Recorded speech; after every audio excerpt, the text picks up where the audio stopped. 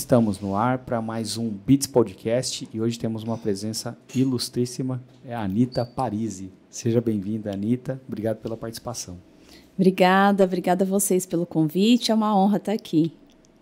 Anita, a gente tem uma pergunta aqui que é tradicional já no nosso podcast, que é quem é a Anita na fila do pão? Se apresenta para o pessoal. Bacana, então vamos lá. Bom, eu nasci em Jabuticabal, estou aqui em Indaiatuba há 16 anos, né? E há 11 anos eu estava trabalhando com desenvolvimento de pessoas, através de técnicas, né, e métodos do coaching, desenvolvendo liderança, dando treinamentos, palestras. E em janeiro eu assumi a gerência do CIESP da regional aqui de Indaiatuba, que são 12 cidades. Legal. E esse processo da parte de coaching, há quanto tempo você trabalha nessa área? Desde 2012.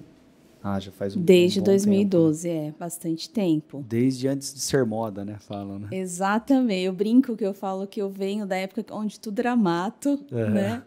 E ninguém sabia realmente o que era, né? Então, quando fazia uma busca sobre coaching, vida e carreira, o meu nome era o primeiro que aparecia. Caramba, né? Que legal. De lá para cá, muita coisa mudou. Que legal. Mas comecei assim.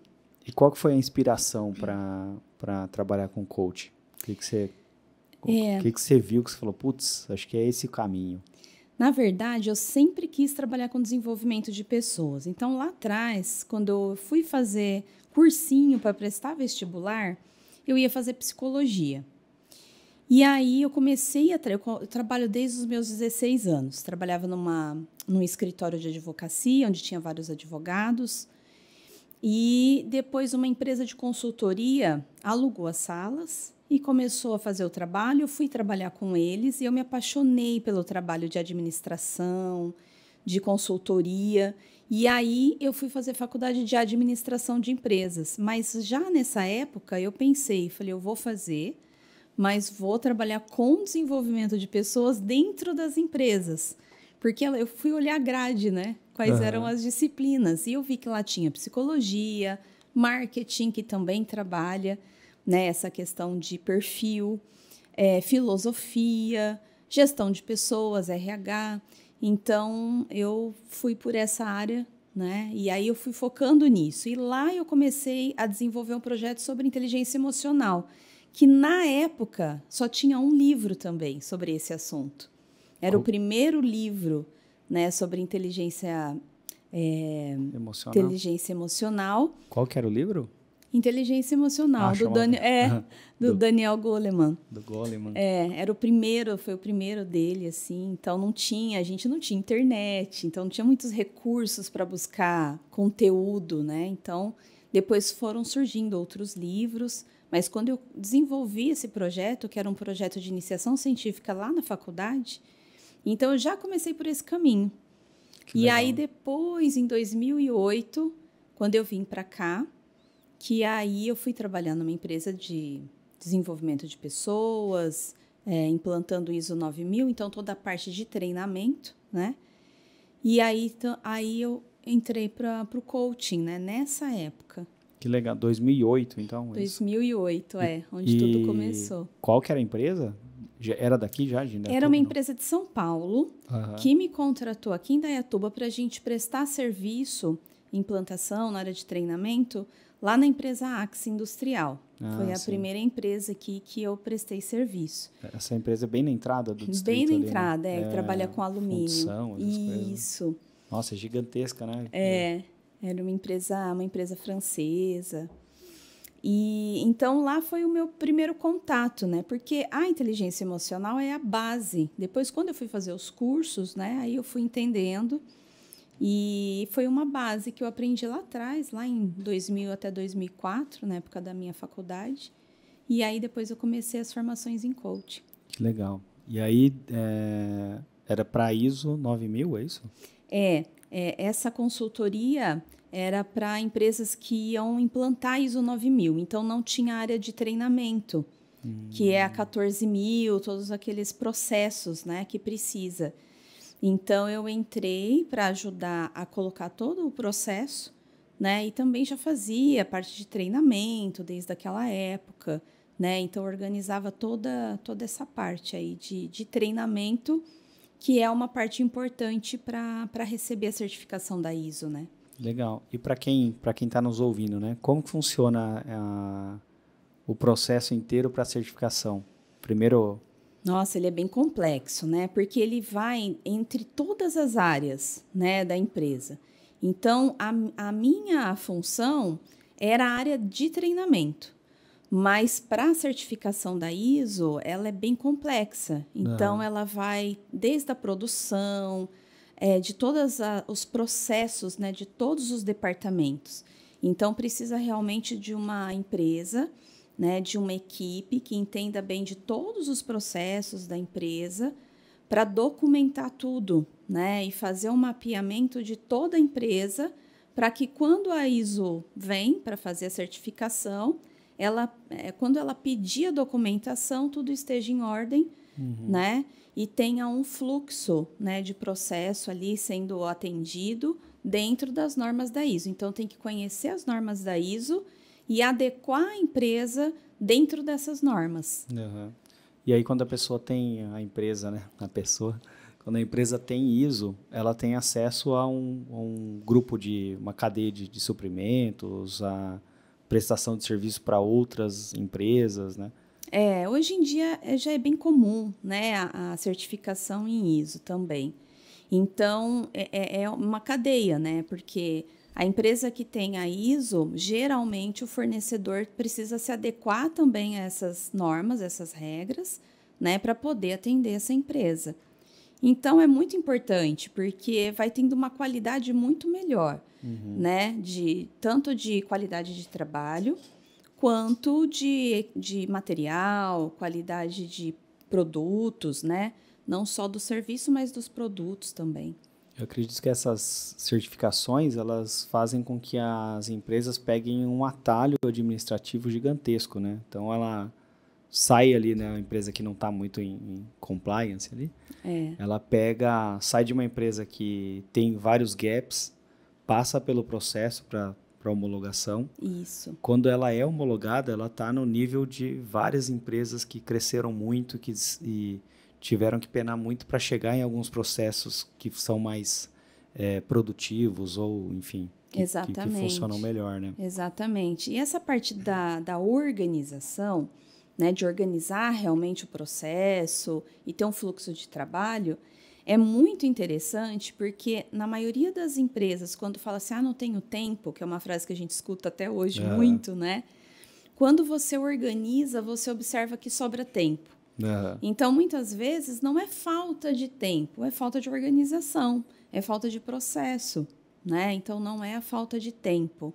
Então, a primeira coisa, quando alguém fala que está sem tempo, a gente já olha para essa questão da organização. Será que a pessoa está desorganizada? Né? Então, eu acredito muito na questão que ou você tem tempo ou você tem dinheiro. Se você não tem dinheiro para pagar para alguém fazer ou contratar um serviço, alguma coisa assim, você tem tempo para fazer. Então, uma coisa tem que suprir a outra dentro das necessidades de uma empresa, né? É isso mesmo. E aí muita gente perde o tempo e o dinheiro por falta de organização, né? De organização, né? Exatamente. É raro, mas acontece muito, né? É isso mesmo. E hoje em dia tem aquela da ESG, que ao meu modo de ver, é semelhante, né, a uma implantação de ISO, né? Uma adequação a algumas regras ali para que, enfim, tenha mais políticas ambientais, de governança e também de pluralidade ali dentro das empresas, né? Isso, dentro até da própria BNT, né? Que vai trazendo várias normas e regras, né? E deixando... Vai surgindo para cada departamento, para cada especialidade. Então, conforme se vê uma necessidade, né, dessa falta de organização, então começam a surgir, né, essas novas siglas aí de organização, né? Isso é importante, né? Hoje se fala muito do ESG, né? Nós temos lá no CIESP os grupos, então a gente tem um grupo do ESG, que é o Ricardo que coordena, que é lá da Lenovo, que é uma empresa associada nossa. Então, a gente tem essas parcerias, né? Nós temos o grupo do Comex, né, que fala de importação e exportação. Temos o grupo do NJE, que são dos jovens empreendedores. Então, a gente tem um grupo de gestão, né, que hoje não é só mais RH, mas gestão de pessoas também. Então, nós temos os grupos dentro da casa já pensando nisso também, né, para atender a empresa de uma forma bem particular. Então, está com uma necessidade dentro da parte de RH e gestão de pessoas. Então, a gente vai específico lá no grupo, né? Então, a empresa que é associada do CIESP, ela tem uma pessoa que trabalha no RH, ela pode participar desse grupo de RH e de gestão. Né? Que legal. E aí tirar as dúvidas, participar, trazer algumas dores, né, necessidades para que a gente possa levar palestras, workshops lá para o CIESP e poder atender. Que legal. Né? E como que você foi parar na CIESP, saindo ali da ISO, implantação de ISO? Como que você chegou na CIESP? Qual foi o caminho trilhado? A ISO foi lá atrás no comecinho, né? Logo quando eu vim para Indaiatuba, lá em 2008. Depois eu fui fazendo o meu trabalho mesmo com a parte de desenvolvimento de pessoas. Então, muito na parte emocional, na parte comportamental, nas questões das travas emocionais, né? Que aí entra dentro das crenças limitantes. Então, eu fui trabalhando mais essa área, né, nos últimos anos. E aí eu fazia as palestras, dava workshop, né, tinha os grupos de atendimento, mentoria online, um produto digital. E aí eu fui lá para o CIESP, porque lá é um lugar que tem as palestras, os treinamentos, né? E aí eu comecei a participar desses grupos, né, que eu estava falando para vocês. Então, eu participava do Comex e do NJE, porque tinha esse trabalho também de, tem um plano sucessor dentro da empresa. O diretor, ele quer se aposentar, ou ele quer fazer um novo projeto e quer sair do operacional, porque às vezes tem alguns diretores que ainda estão muito no operacional, mesmo o CEO, né, muito no operacional. Então, fazer essa transição. E foi uma época que eu estava com esse trabalho muito forte, trabalhando as questões emocionais e travas e organização também, um planejamento para poder fazer essa transição. Então, foi quando eu fui para o CIESP, né? Para participar dos grupos, né? E poder oferecer o meu trabalho lá, de parceria, né? Para as empresas, para as indústrias que são associadas ao CIESP. E aí teve essa oportunidade, né, de assumir a gerência lá. Para mim foi um desafio grande e eu aceitei, né? Então, iniciei agora em janeiro. Então, estou focada nesse trabalho, mas continuo, né, com esse trabalho de desenvolvimento de pessoas. Que legal. E você, assim, na sua jornada como coach, né, você disse que trabalhava com crenças limitantes, né? Isso. Quais são as crenças limitantes que você mais encontra por aí? Olha... Dá para catalogar, assim? Dá e não dá, eu vou falar por quê. Uma crença muito comum, né, era a questão financeira. Eu trabalho muito, mas não consigo ganhar dinheiro, não consigo precificar, a pessoa faz o trabalho comigo, às vezes gratuito, depois vai e paga o concorrente para fazer, né? Isso é muito comum.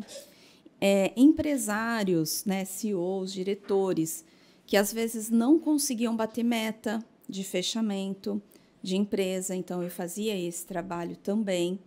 Então, estou batendo 80% da minha meta há não sei quantos anos e não consigo bater 100% da meta. Então, essa questão financeira é algo que sempre a gente encontra, é um assunto bem comum. Permeia, né? Ali.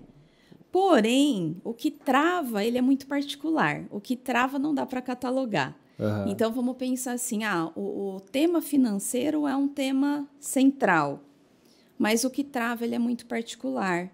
Tipo, todo mundo quer ganhar mais, mas o Todo impeditivo... mundo quer ganhar dinheiro de alguma forma, porque é a forma que a gente sobrevive. Sim, claro. Mas aí a gente já começa a olhar até pela questão social, né? Muitas vezes falar de dinheiro é um tabu.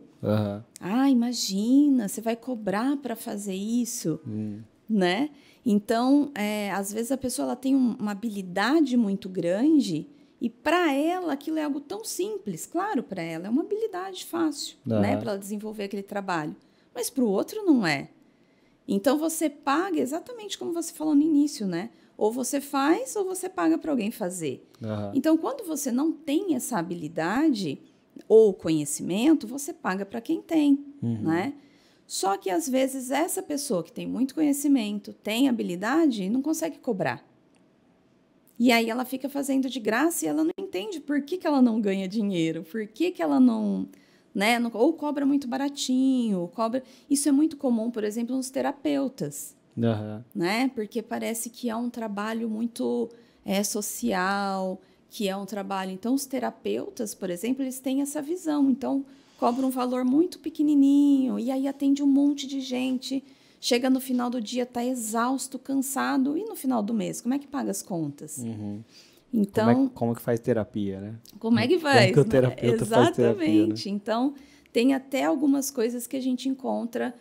Um dos produtos online, no digital, que eu tive era mentoria para terapeutas, coaches, psicólogos, né?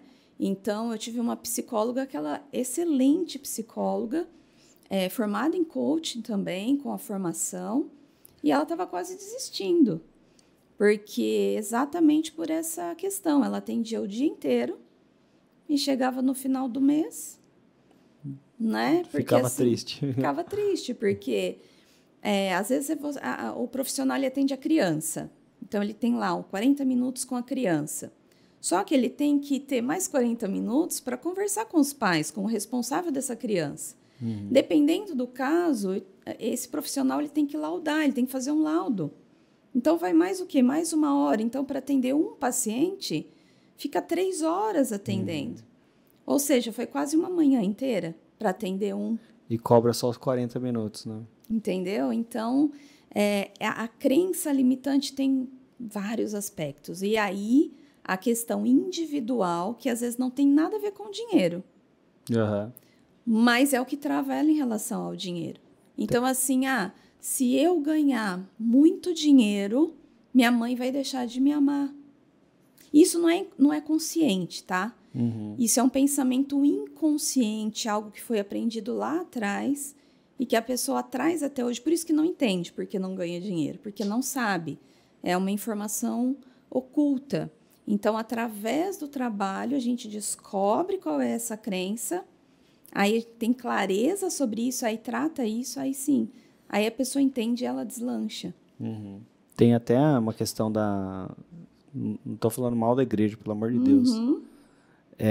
Mas da construção social que a gente tem, e acho que até 1500, se eu não me engano, era pecado você ter muito dinheiro, né? Exato. Então, pela igreja católica, né?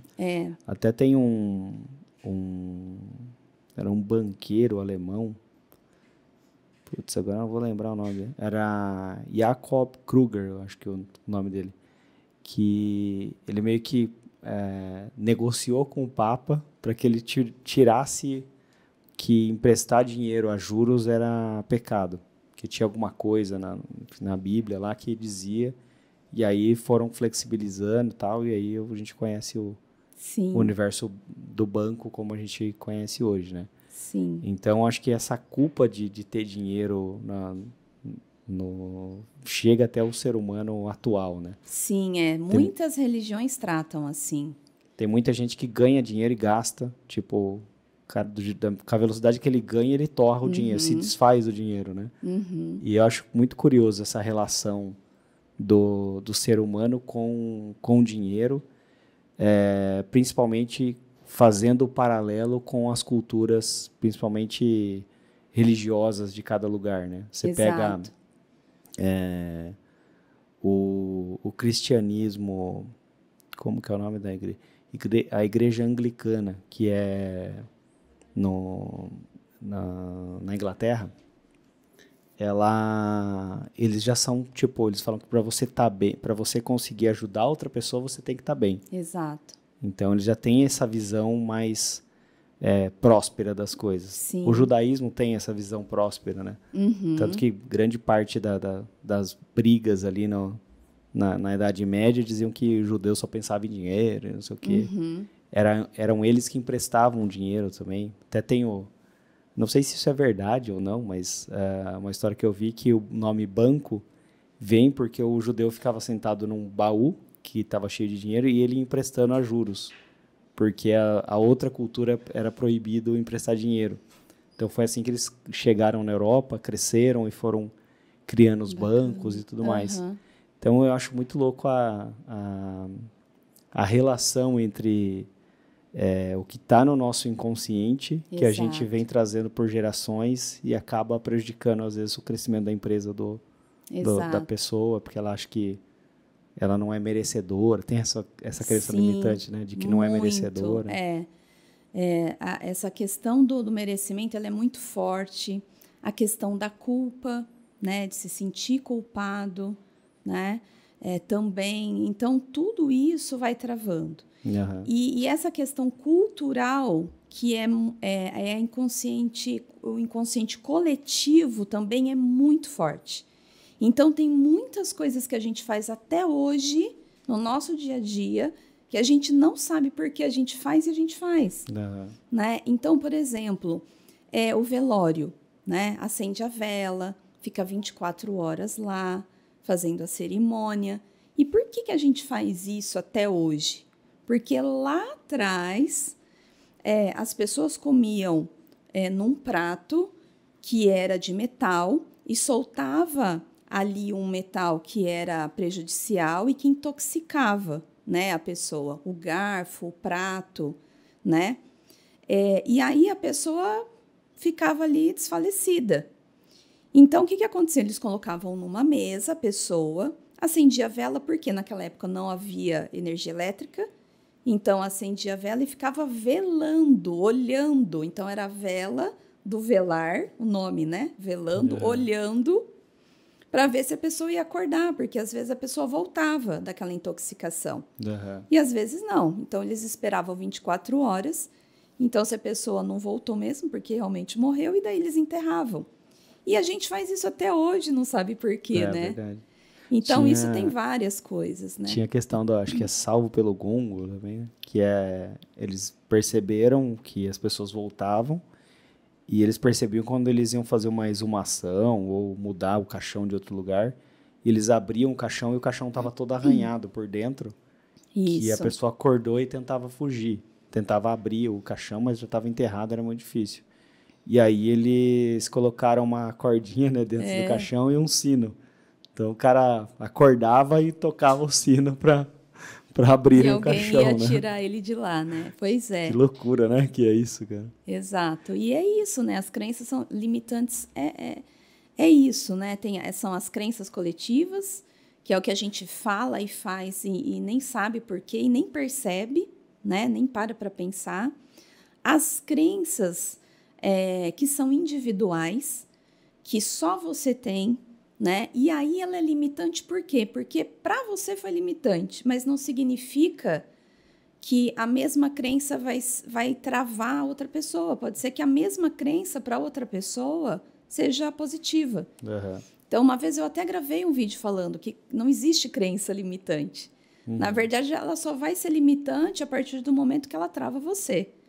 Aconteceu comigo ano passado, eu casei em novembro. E aí aconteceu, assim, um amigo próximo, assim, acabou tendo uma doença, morreu, e ele estudou comigo, tal, então foi bem pesado, assim. E aí eu ia casar, tal, aí fez um exame na coluna, e aí o cara colocou no exame assim, tem que fazer um exame do rim, e colocou cisto interrogação. Falei, nossa, tô com um problema, né? E aí aquilo não saía da minha cabeça, aí o casamento marcado, ia viajar ia para Europa, sabe, tudo indo muito bem, a empresa indo bem, tudo bem e tal. E aí eu comecei, acho que tô com problema, e fiquei com aquilo na cabeça e tal. Aí chegou no dia, fiz o exame e tal, e era um cisto, não era nada assim. E aí eu fiquei pensando, falei, cara, não é possível, será que tá tudo bem mesmo? Aí depois eu falei, cara, eu acho que eu devo ter algum problema com merecimento, porque assim, eu lutei a vida inteira para chegar numa condição que eu estivesse, sabe, pudesse fazer tudo que eu gostaria de fazer. E a hora que eu vou fazer, eu fico achando que tem alguma coisa errada, que nada pode ser tão bom assim, Exato, né? Aí eu fiquei, sabe quando você tá tudo bem, que você fala, não, uma hora eu vou morrer. Aqui deve ter alguma pegadinha nisso, né? Então, acho que é crença de merecimento, né? E tem uma crença aí bem interessante, que é da maioria das pessoas, e é por isso que a gente tem a vida que a gente tem hoje. Que você falou, lutei tanto, né, para ter o que eu tenho. E é isso, essa é uma crença fortíssima. A crença de que a gente precisa lutar, de que todos precisam se esforçar muito para ter algo, né? E daí, quando tá fácil, né? Quando você olha e fala assim, não, tem alguma coisa errada. Porque não pode ser fácil. A gente aprende tanto que tem que lutar e sofrer, que quando tá fácil, parece que tá errado. E aí a gente fica procurando alguma coisa, não, vai acontecer alguma coisa de errado, vai acontecer alguma coisa ruim. Desconfia, né? Desconfia. Isso é muito importante a gente falar, né? Às vezes tem gente até que briga comigo quando eu começo esse assunto, né? Imagina, a vida não é fácil não, a vida é luta mesmo e tal, né? E é difícil, tem que se esforçar. Então, essa crença do esforço, e aí a gente começa a pensar assim, bom, vamos pensar o seguinte, se esforço, né, e luta fosse algo que realmente tem que ser para se ganhar dinheiro, que a gente estava falando, por que o pedreiro não é rico, então? Né? Então, aí a gente começa a olhar por outro lado, né? Então, peraí, vamos analisar, vamos entender isso. Então, se fosse dessa forma, o pedreiro seria milionário, né? Imagina como que é, né, a vida dele. O cara que pega reciclado, né, também. Que pega reciclado, por muitos né? A própria coleta, né? A própria coleta, né? O cara corre, pega o nosso lixo ali, o nosso resíduo, estoura às vezes, né? Aí ele tem que pegar lá, mesmo com luva, mas enfim, corre, sobe no caminhão. Quer dizer, tem várias profissões, né, que a gente vê que é luta, que é muito esforço, e nem por isso o cara não ganha muito, né? Não é milionário. E também a gente olha algumas pessoas que não se esforçam muito e são milionárias. Que você fala, nossa, mas o que a pessoa faz? E ganha dinheiro com muita facilidade. Né? Tem alguns vídeos que eu acho bem legal. Eu não sei se você já deve ter visto, né? Que é o cara que chama o Burrão. E aí é um vídeo bem engraçado. O pessoal, os artistas montaram. E aí chega um cara todo engravatado, né? De terno e tal. Falou, é você, Burrão e tal. O cara tá de bermuda e camiseta. E aí eles começam a conversar, você sentava no fundão, você era não sei o que lá. E tanto é que o apelido do cara era o Burrão. E aí ele fala, mas e você? Né? Ele fala, não, eu estudei, eu fiz isso, eu fiz aquilo, eu me formei, tenho vários, né, vários títulos e tal. E o que você está fazendo aqui? Eu vim fazer uma entrevista.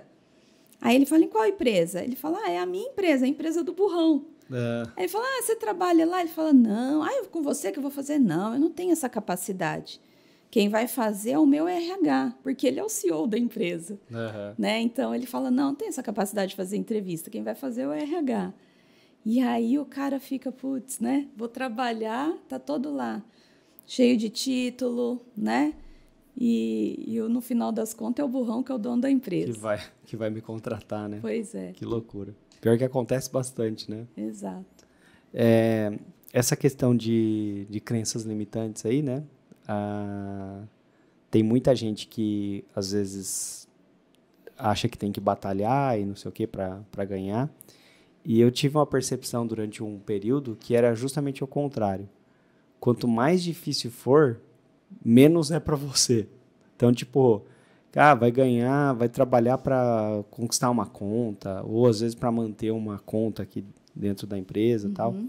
a gente tem os sistemas de acompanhamento do trabalho, time sheet e tudo mais, e você vê que quanto mais o cliente está insatisfeito, às vezes com razão, às vezes sem razão, mais tempo você gasta para tentar mantê-lo e menos eficiente é. Então, Exato.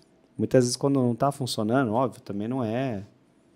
perde o cliente e está tudo bem. Né? Toda vez que você perde um cliente, a gente tem que acender uma luz amarela, todo mundo sentar e ver onde que foram as falhas, como é que pode melhorar e tudo mais. Mas a gente percebeu durante um tempo que, às vezes, era questão de afinidade. Era o cara... Exato. Aquilo que você estava vendendo não servia para aquilo que o cara estava comprando. Exato. E tá tudo bem. Você tem que fazer um exercício para ver, será que o que ele quer comprar eu posso vender? Ou será que isso, para mim, é lucrativo ou não é? Mas demora para você chegar nessa conclusão. Então, acho que muitas vezes, quanto mais batalha precisa para você conquistar ali algum lugar, talvez não seja esse o caminho. É mais fácil você entender, eu faço isso aqui muito bem e encontrar pessoas que faz sentido elas comprarem aquilo que você faz muito bem e vender aquilo ali, todo mundo ficar feliz, entrar dinheiro para todo mundo, né? É isso. Tem que ter sinergia, né, com o cliente. Então, essa sinergia ela é muito importante para fluir, né, para fluir o trabalho. Então, é uma parceria, né? E é uma parceria muito energética também, né? Então, para fluir, precisa estar todo mundo bem, todo mundo gostando do que está acontecendo, né? Tem um problema, mas vai lá, resolve o problema, né? Às vezes tem um problema pontual, mas às vezes até o problema ele fica leve, vai, senta, resolve. Então, é uma coisa que flui, então funciona, né? Realmente, quando não está funcionando mais e está pesado, é melhor fechar o ciclo mesmo, né? E se abrir para novas coisas. E uma coisa importante também é a questão da intenção, porque é uma coisa também muito inconsciente. Então, às vezes, por exemplo, uma pessoa autônoma, né? Ou até empresa mesmo, enfim, perdeu o cliente, como você estava falando. Tá, mas vamos analisar, começar por mim, né? Pensar por mim. O que eu estava pensando sobre esse cliente ou o que eu estava querendo para mim, né? Eu estava querendo mais tempo. Eu estava querendo... Mas aí você tem que ter muita integridade, ser muito sincero com você e analisar e pensar o que realmente você estava querendo naquele momento. Porque, às vezes, quando se perde um cliente, a pessoa, não queria perder porque é uma carteira, é um dinheiro, ok, a gente entende isso. Mas no fundo, depois que passou, o que você sentiu? Sinceramente, foi um alívio. Porque agora eu tenho tempo para fazer isso, eu tenho tempo para fazer aquilo, tal. Então, assim, qual era a verdadeira intenção? A verdadeira intenção era essa. Era o tempo livre, era a vontade de fazer outras coisas. Então, de uma forma inconsciente, as coisas se reorganizaram para que você tivesse aquilo que você estava intencionando. Por isso que é importante ter clareza. Porque quando a intenção ela é consciente, então você faz de um jeito, você consegue ter controle. E aí você não perde o seu cliente. Né? Você consegue ter esse tempo, você consegue ter esse alívio de uma outra forma. Então, por isso é muito importante a questão da clareza, da consciência, desse autoconhecimento, para não ficar tendo os benefícios de uma forma que traz sofrimento, que traz confusão para a vida, problema, né? Que é o dinheiro, agora mudando de tema, né? Geralmente o cara que faz alguma coisa errada para ganhar o dinheiro valoriza muito menos o dinheiro. E aí aquele dinheiro que vem com... mais uma vez, o fácil ou não, né? Com facilidade, ele também acaba indo com facilidade. Então, depende. E aí, se você pegar num universo do qual você está trazendo... Aí é totalmente energético, é totalmente sem base científica nenhuma. Mas quando você consegue trazer uma grana de algo que você não estava muito afim de fazer, ou, enfim, você estava pensando em outra coisa, você está fazendo aquilo só pela grana, geralmente aquela grana também some. Então, mas essa é uma crença. É? Porque, ó, vamos pensar, o dinheiro do Zeca Pagodinho some? Não. Ele continua milionário, né? Mas tá fazendo coisa boa, tá fazendo coisa boa. Bom. Mas se a gente olhar, a gente fala assim, nossa, é bacana, né? É fácil, ele toma uma cervejinha dele à vontade, faz o churrasco, canta a música dele ali.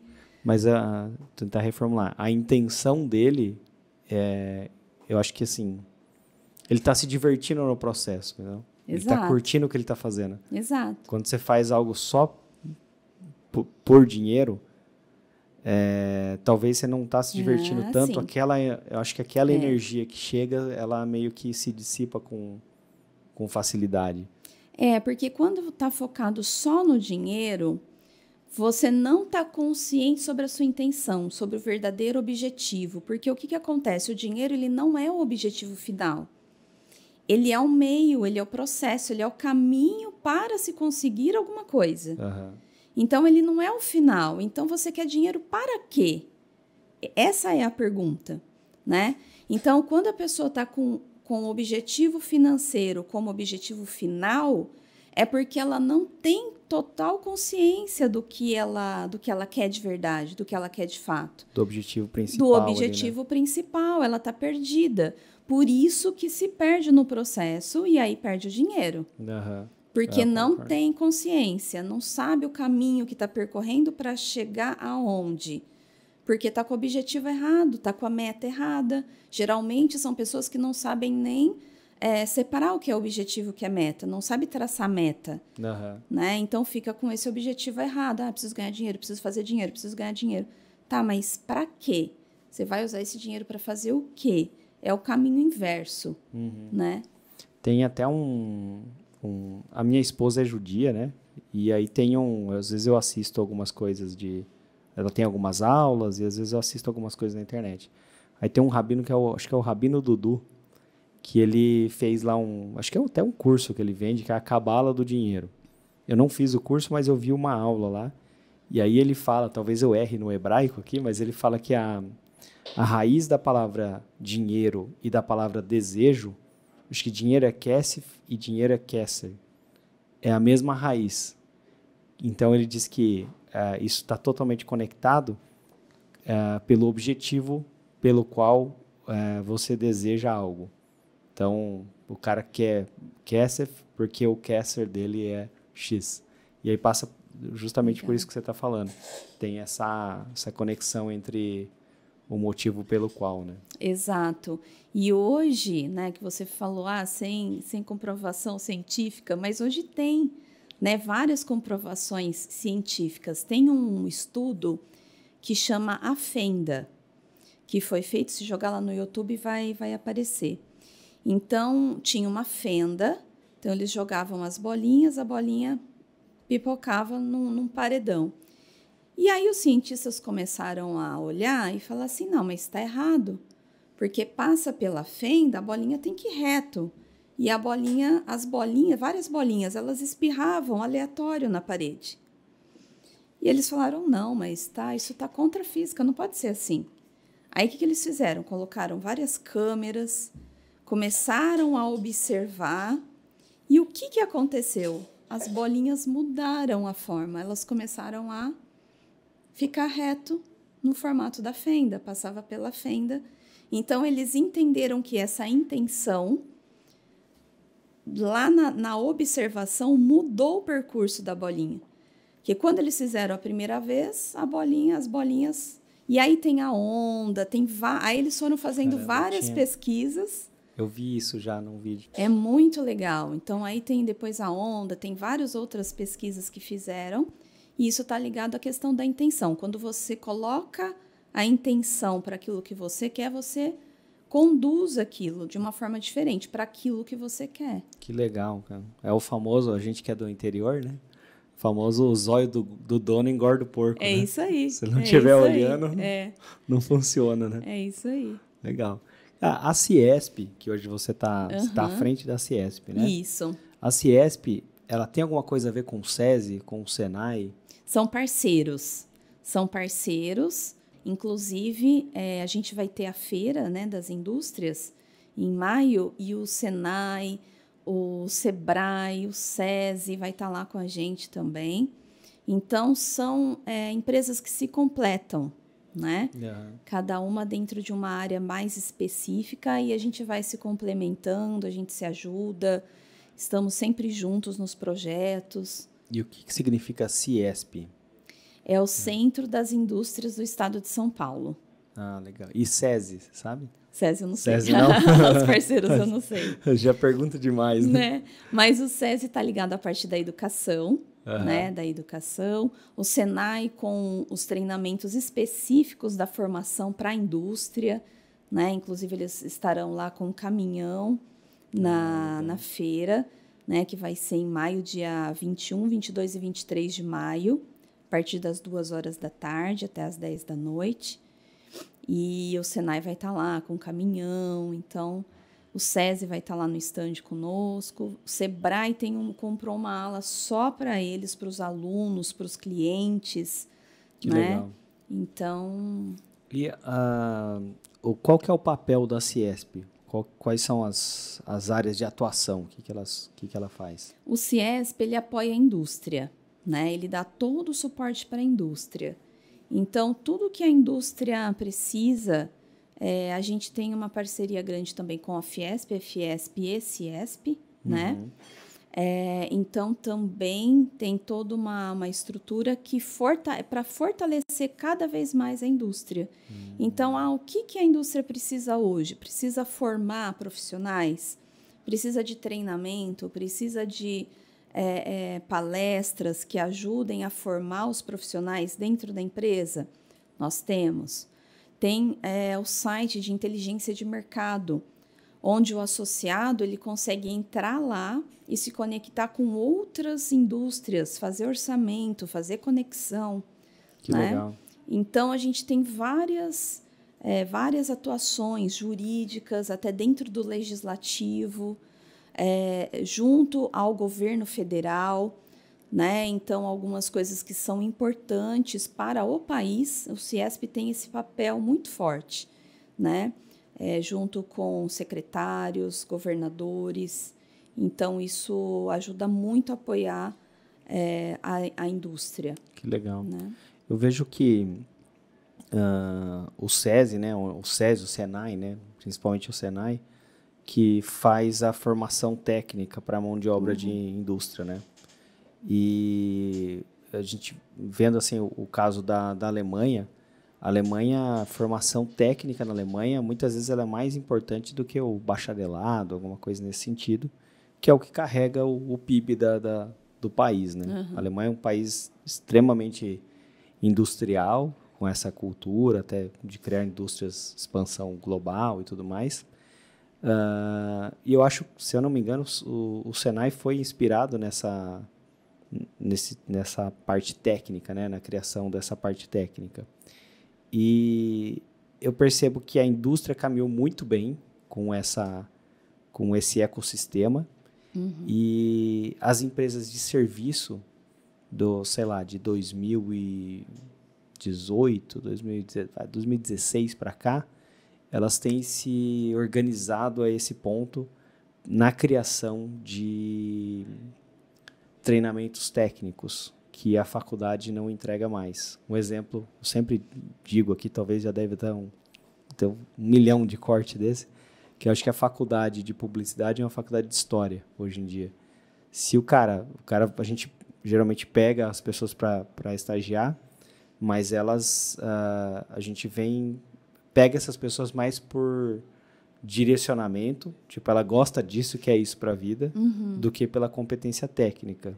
Quando ela chega aqui, a gente tem nossa metodologia de marketing e tem outros treinamentos que ela fica pelo menos uns 3 ou 6 meses ali, aprendendo o que é isso, o que está acontecendo, as mudanças e não sei o quê. Então, acho que o Senai e todo esse complexo CIESP, SESI e tudo mais, criaram essa categoria de base ali, né, para a indústria, né?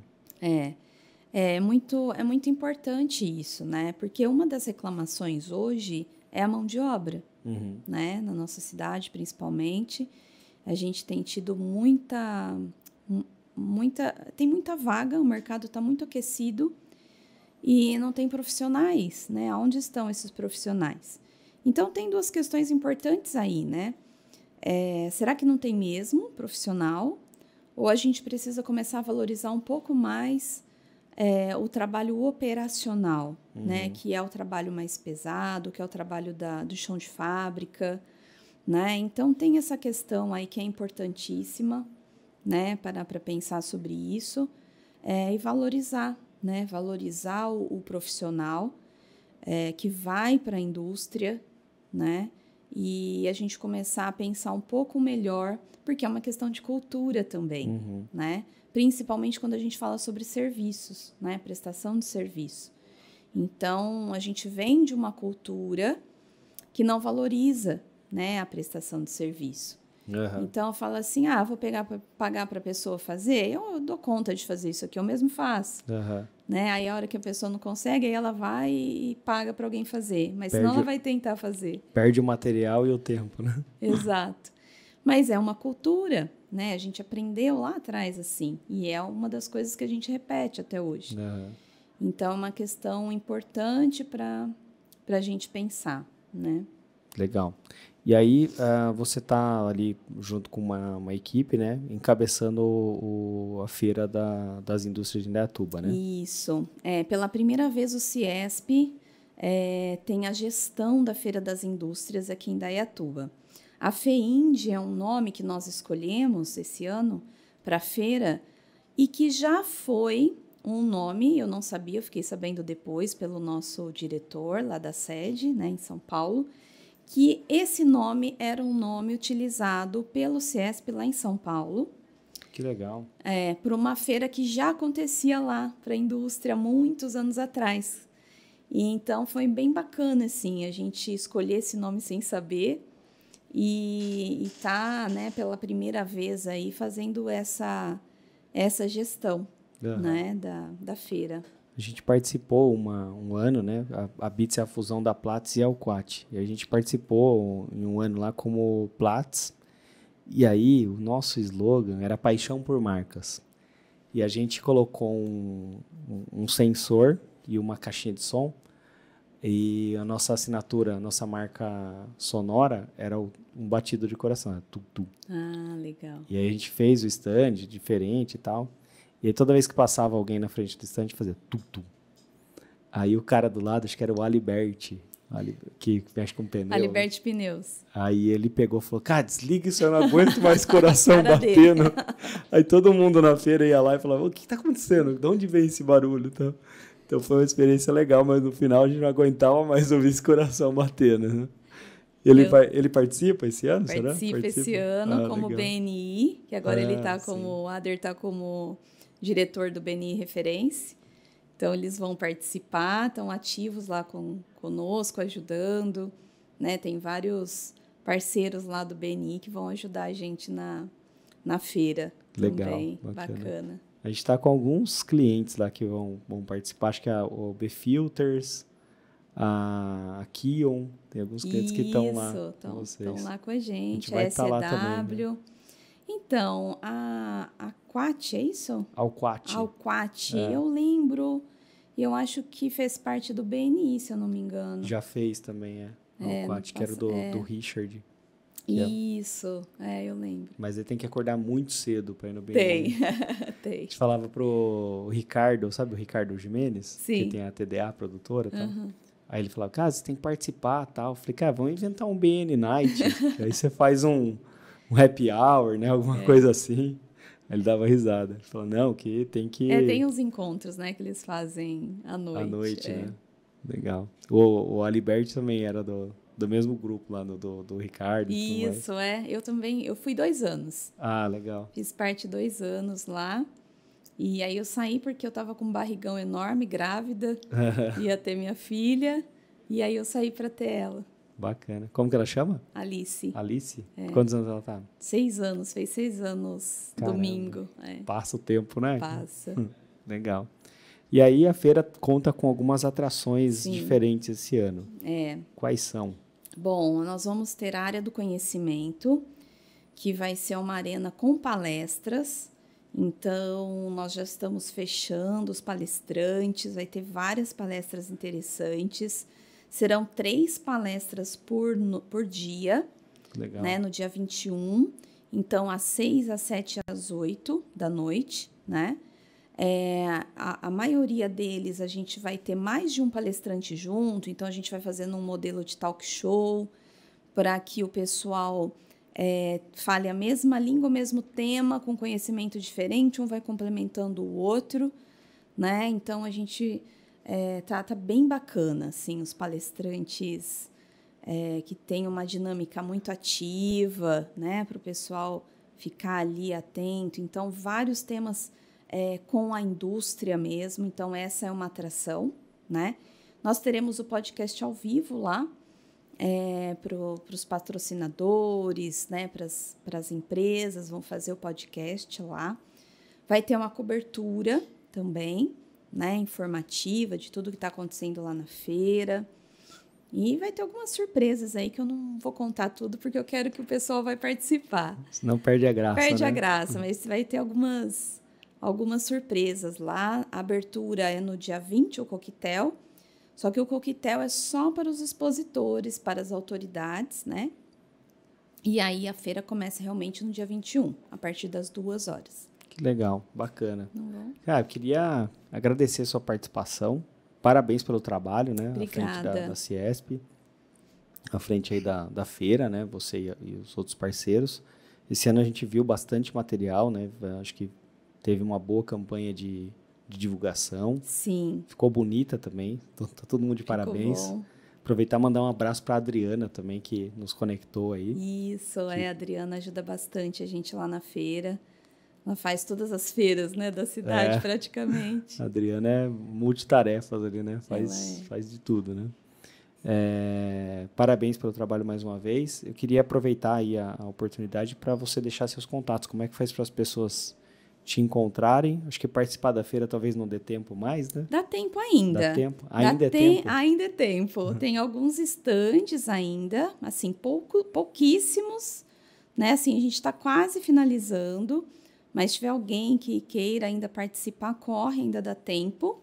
Então, pode entrar em contato com o Ciesp, né? Então, é Ciesp nas redes sociais, Instagram, é Ciesp Indaiatuba, né? Ciesp Regional Indaiatuba. E o meu particular é Anitta Parisi, vai me achar fácil, né? Nas redes sociais. Como escreve Parisi? É P-A-R-I-Z-Z-I. P-A-R-I-Z-Z-I. Nome chique, hein? Muito bonito. Queria até aproveitar a oportunidade para a gente divulgar aqui também o Beats Podcast. Tem muita gente que assiste, mas não é inscrito. Então, se inscrevam no Beats Podcast, acionem o sininho para receber as nossas informações. Siga também a Beats em todos os outros canais, né, em outras redes sociais. É o beats.digital. E aproveita e me segue lá também, que é o Adriano Klump. Eu vou soletrar o Klump, que é difícil. É K-L-U-M de Maria, P de pato, P de pato. É igual o Professor Aloprado. Não sei se você lembra do filme.